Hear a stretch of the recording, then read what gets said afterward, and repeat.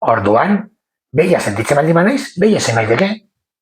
Ongi etorri kurrauso noretzokora lagandula altadera. Iate dira lagun bati esaldi hau entzun diola, ni hor nengoen transpertsonak zer diren esatzen, eta ala esan zidan. Batean gogoratu eta esan dut, honek harriko dut galdera bat egiteko. Ea nola egiten dudan galdera, Zergatik cis pertsonak badira eta transpertsonak sentitzen dira. Zergatik? Zergatik batzuk badira eta besteak sentitzen dira.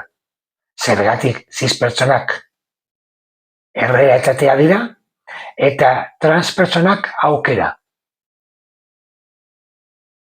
Gizartean normalena cis pertsonak aurkitzea delako? Horrek ez du esan nahi, bestea aukera denik, Ez? Zuek erantzun.